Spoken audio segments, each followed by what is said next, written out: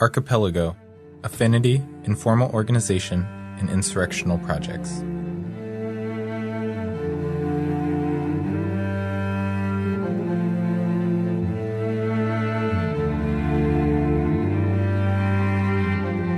Why should we come back to questions about affinity and informal organization? Certainly not because we are lacking attempts to explore and deepen these aspects of anarchism, because yesterday's discussion, like today's, have partially been inspired by them, and also not because there is a lack of text, true most of the time in other languages, that approach these questions perhaps in a more dynamic manner. However, without a doubt, certain concepts require a permanent analytical and critical effort, if they don't want to lose their meaning by being all too often used and repeated. Otherwise, our ideas risk becoming a commonplace, some evidence, a fertile ground for the idiotic game of identity competition, where critical reflection becomes impossible. It also happens that the choice of affinity for some becomes quickly dismissed as if it was about a relationship perched on its own ideas, a relationship that would not allow a contact with reality, and neither with comrades. While others wave it around like a banner, like some kind of slogan, and like all slogans, usually it is the real meaning, deep and propulsive, to be its first victim. No human activity is possible without organization, at least if we understand for organization the coordination of the mental and physical efforts deemed necessary to achieve a goal. From this definition, we can deduct an important aspect, which is often forgotten. Organization is functional. It is directed towards the realization of something, towards action in the broadest sense of the word. Those who today urge everyone to just organize in the absence of clear goals, and while awaiting that from its first moment of organization, all the rest would automatically develop. They put on a pedestal the fact of organizing as an end in itself.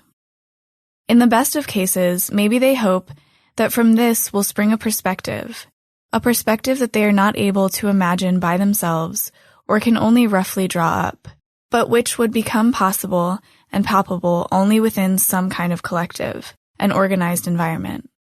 Nothing less true.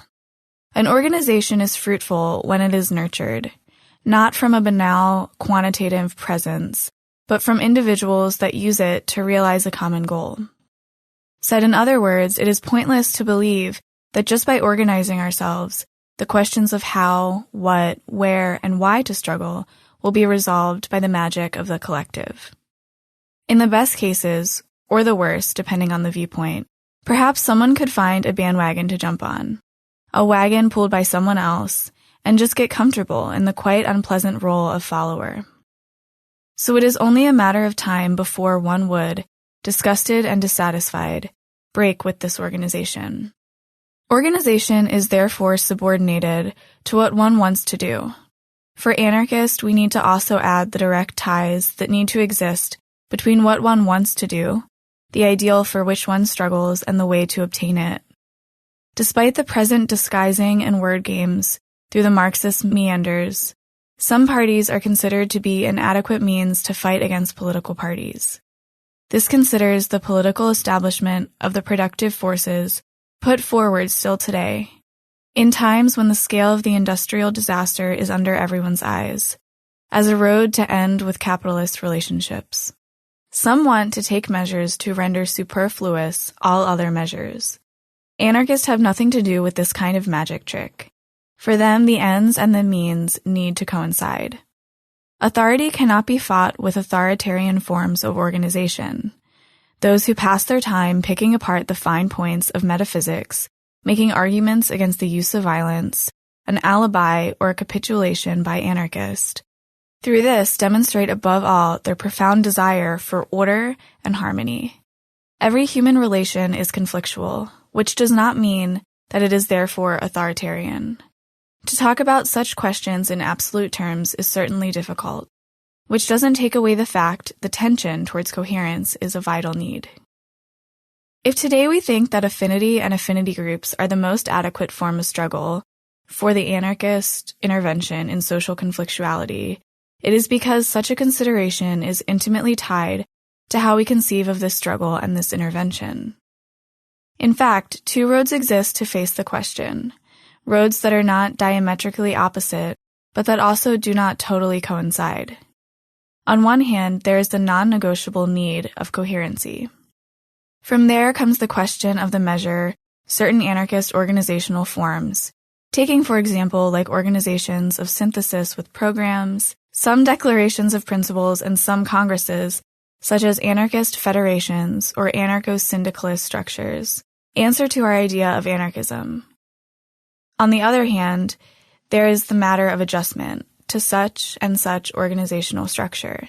This adjustment puts the question more on the grounds of historical conditions, of goals that want to be reached, and therefore to the organizational form that is considered most apt to this, of analysis of the social and economic situation.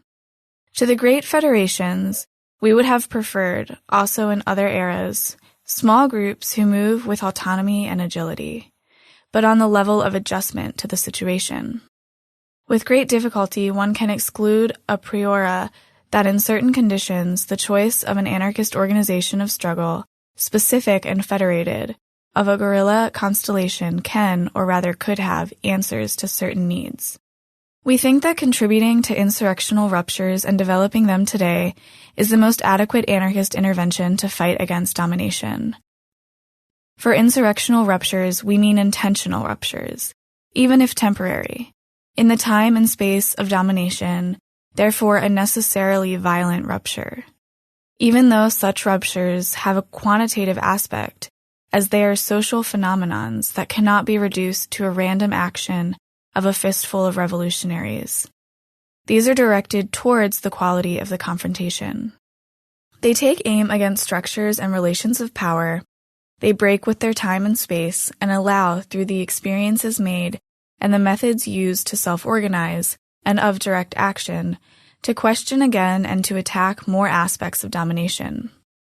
In short, the insurrectional ruptures seem to us necessary on the road towards the revolutionary transformation of the existent. Out of all this logically derives the question of knowing how anarchists can organize themselves to contribute to such a rupture, without giving up on the always important spreading of anarchist ideas. According to us today, is not about gathering at all costs the most amount of people possible around anarchism. In other words, we don't think that what is necessary is a strong anarchist organization able to spread and attract the exploited and the excluded, as a quantitative prelude for these organizations that in turn will give, when the time is ripe, the signal of insurrection. Furthermore, we think that it is unthinkable in our days that insurrectional ruptures could start from organizations that defend the interest of a particular social group, starting from, for example, more or less anarcho-syndicalist forms. The integration of such organizations within democratic management, in fact, perfectly answers to contemporary capitalist economy. It is this integration that made it possible to potentially cross from a defensive to an offensive position. In conclusion, it seems to us impossible that today a strong conspiracy would be able, through different surgical operations, to make domination tremble and to drag the exploited in the insurrectional adventure, beyond the objections that can be made against this way of considering things. In historical context where power was very centralized, such as in Tsarist Russia, one could still somehow imagine the hypothesis of a direct attack against the heart, in this case the assassination of the Tsar, as a prelude to a generalized revolt. In a context of decentralized power like the one we know, the question can no longer be about striking the heart, hypothesizing a scenario where one well-aimed shot could make domination shake in its foundations, which obviously doesn't take away from a well-aimed shot. Therefore, other paths should be explored.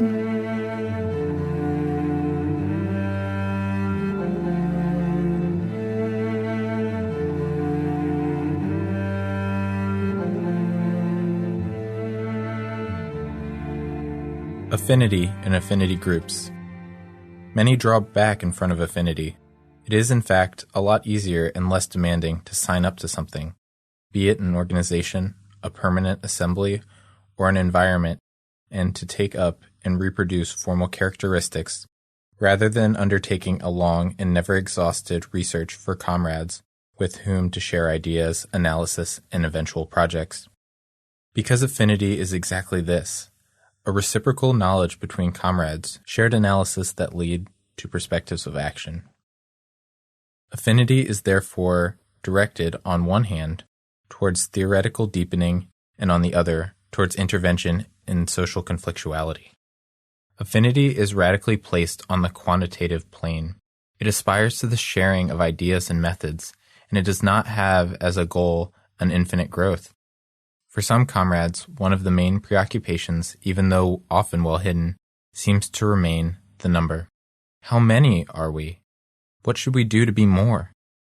From the polarization on such a question to the argument that, if today we are not many, this is given by the fact that many others do not share our ideas. No, also not unconsciously. Deriving the conclusion that we should, to grow numerically, avoid putting too hard of an accent on certain ideas. These days it is rare to still find those who will try to sell you a membership card to some revolutionary organization, destined to quantitatively grow and aspiring to represent always more exploited. But it is many who think that the best way to get to know others consists of organizing consensual activities, such as, for example, self-organized bars, workshops, concerts, etc. Surely such activities can have their role, but when we face the topic of affinity, we are talking about something else. Affinity is not the same thing as friendship. Of course, the two do not exclude each other, but it is not because we share certain analysis that we sleep together, and vice versa. In the same way, just because we listen to the same music doesn't mean we want to struggle in the same way against domination. The search for affinity occurs on an interpersonal level. It is not a collective event, a group affair, where it is always easier to follow than to think for oneself. The deepening of affinity is evidently a matter of thought and action. But in the end, affinity is not strictly about carrying out an action together, but rather a starting point from which to then pass to action. Okay, this is obvious, some might say, but then this would mean that I will not meet many people who would be good comrades because in some way I would confine myself in affinity. It is true that the search and the deepening of affinity require a lot of time and energy, and that therefore it is not possible to generalize it to all comrades. The anarchist movement of a country, of a city, or even of a neighborhood cannot become one big affinity group. It is not about enlarging different affinity groups with more comrades, but to make possible the multiplication of autonomous affinity groups. The search, the elaboration, and the deepening of affinity leads to small groups of comrades that know each other, share analysis, and pass together to action. The word is too loose. The aspect group of an affinity group has regularly been criticized in both wrong and right ways. Often there are comrades who share the notion of affinity, but it becomes a lot more complicated when we start talking about groups, which on one hand only addresses an inter-individual aspect, while on the other hand seem to stifle the growth. The objections most of the time consist in underlining the pernicious mechanisms of the interior/exterior, of the inside/outside, that such affinity groups can generate, such as, for an example, the fact of renouncing one's own path to follow the one of others. The sclerosis and the mechanisms that can surface, such as some forms of competition, hierarchy, feelings of superiority or inferiority, fear. But these are problems that arise in any kind of organization and are not exclusively tied to affinity. It is about reflecting on how to avoid that the search for affinity brings to a stagnation, and how to a paralysis rather than to an expansion, a spreading, and of a multiplication. An affinity group is not the same thing as a cell of a party or an urban guerrilla formation. Since its search is permanent, affinity evolves in permanence. It can increase up until the point that a shared project becomes possible, but on the other hand, it can also decrease until making it impossible to do anything together. The archipelago of affinity groups therefore constantly changes. This constant change is often pointed out by its critics, One cannot build anything from this because it is not stable. We are convinced of the opposite. There is nothing to be built around organizational forms that revolve around themselves away from the individuals that are part of it, because sooner or later, at the first blows, excuses and tricks will always surface. The only fertile ground on which to build is the reciprocal search for affinity.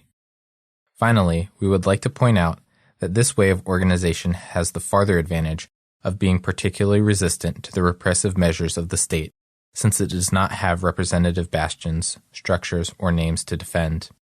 Where crystallized formations and big organizations can practically be dismantled in one hit because of the same fact that they are rather static, affinity groups remain agile and dynamic even when repression hits. Since affinity groups are based on reciprocal knowledge and trust, the risks of infiltration, of manipulation, and snitching are much more limited than in huge organizational structures to which people can formally join, or in vague surroundings where it is only necessary to reproduce certain behavior to join the club. Affinity is a quite hard base to corrupt, exactly because it starts from ideas and it also evolves in their function.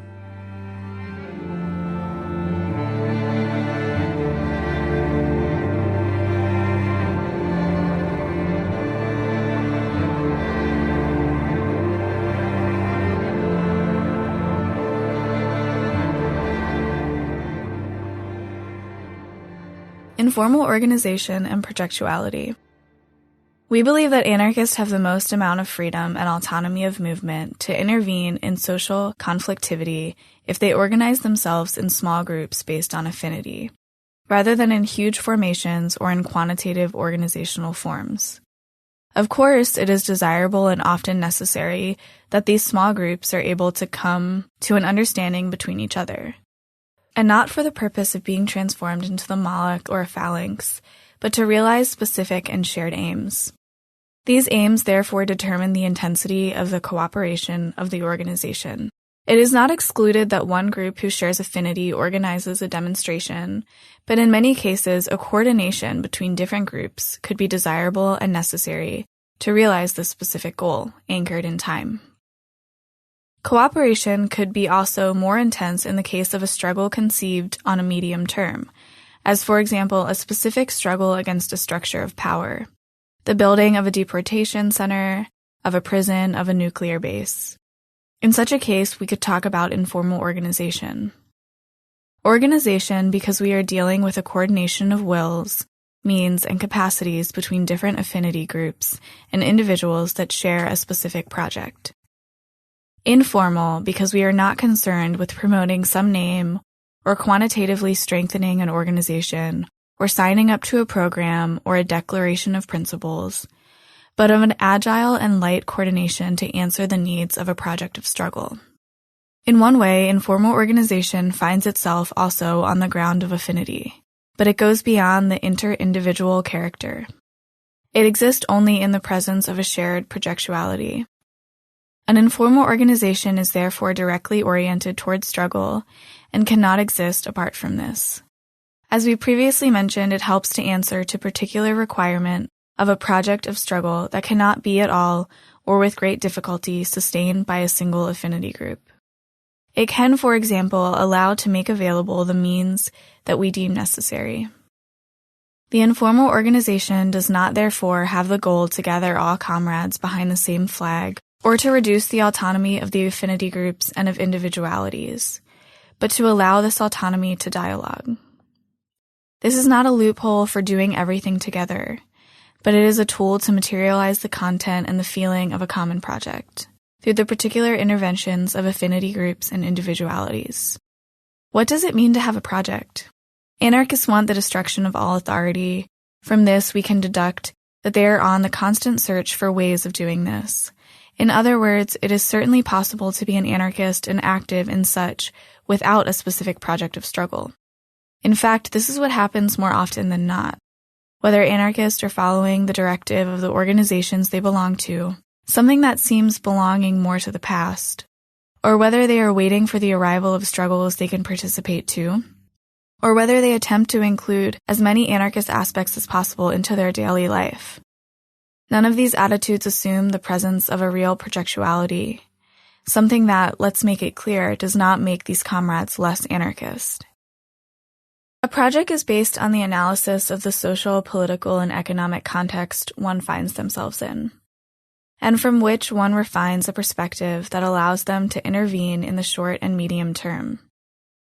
A project that therefore holds an analysis, ideas, and methods coordinated to reach a purpose. We can, for example, publish an anarchist newspaper because we are anarchist and want to spread our ideas. Okay, but a more projectual approach would require an analysis of the conditions in which this publication would be suitable to intervene in the conflictuality.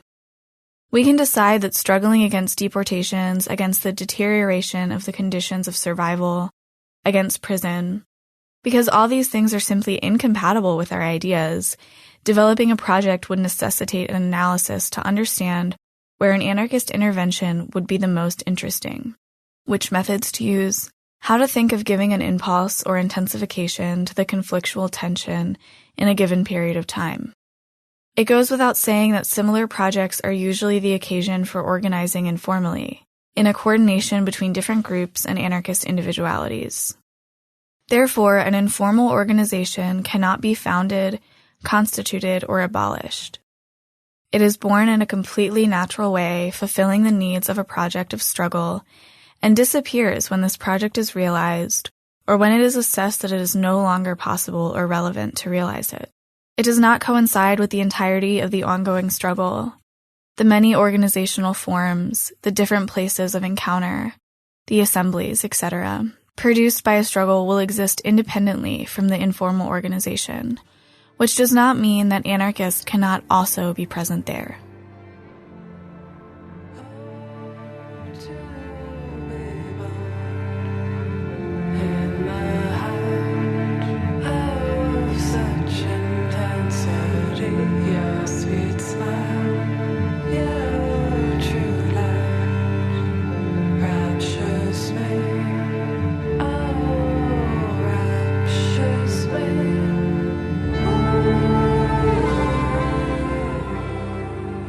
The others. Up until now, we have mainly talked about organizational forms between anarchists. Without a doubt, many revolts provide precious suggestions that are parallel to what we have just said. Let's take, as an example, the revolts of the last years in certain metropolis.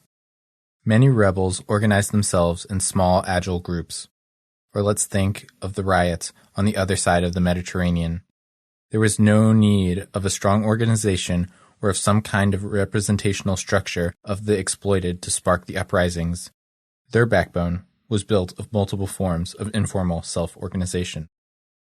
Of course, in all this, we did not express ourselves on the content of these revolts, but without, rather, anti-authoritarian organizational forms, it would be completely unthinkable that they would have taken in a libertarian direction.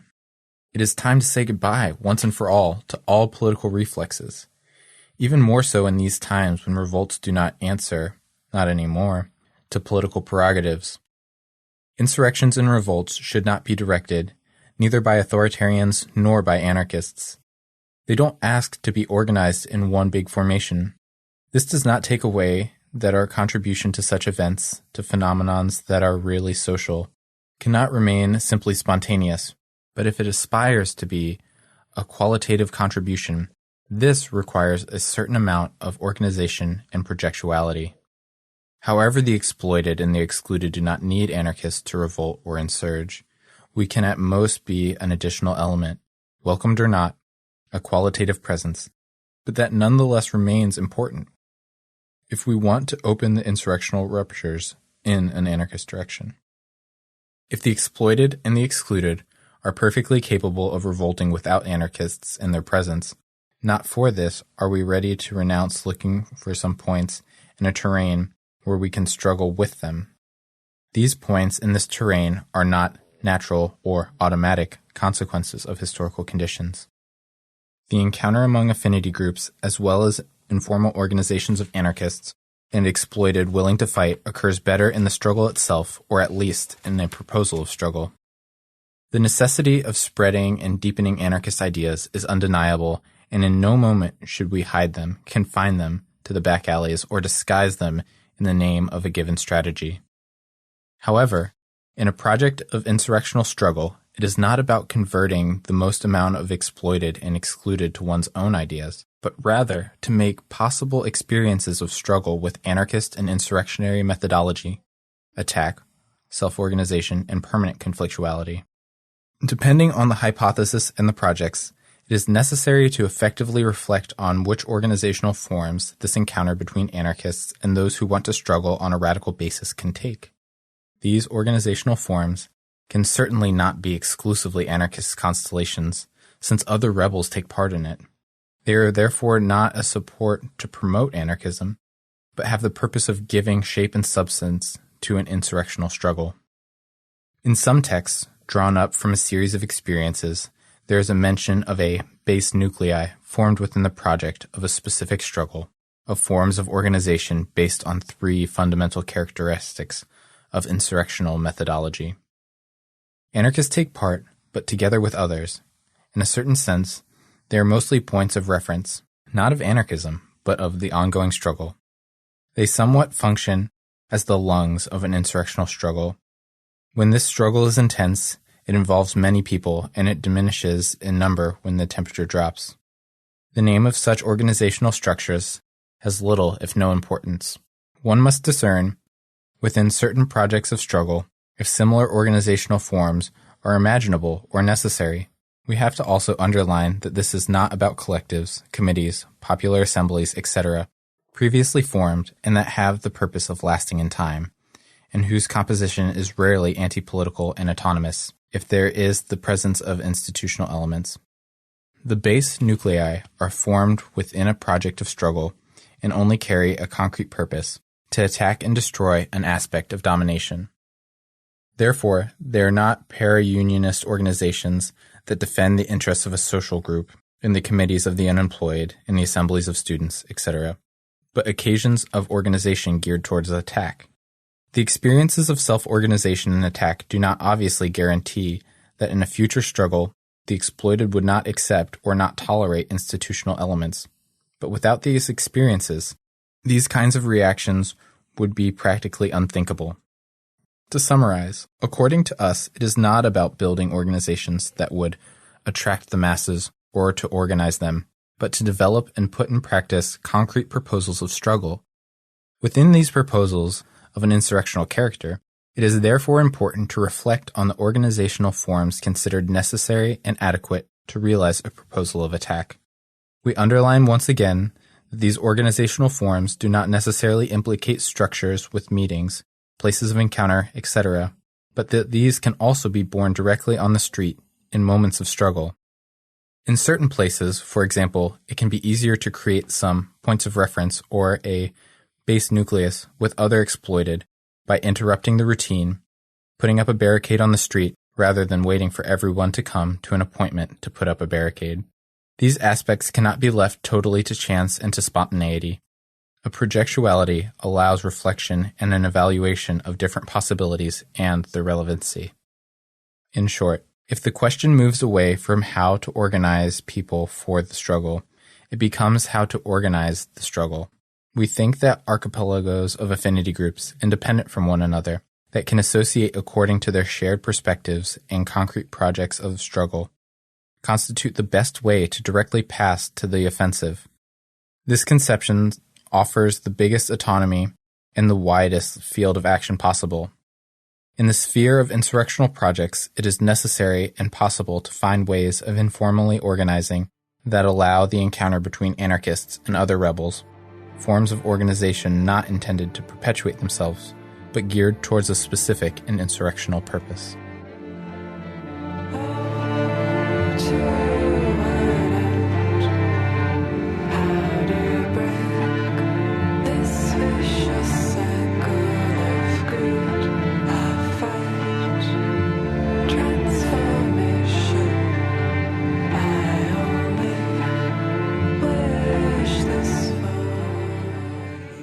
This text was originally published in journal Salto, Subversion and Anarchy, No. 2, published in November 2012 in Brussels.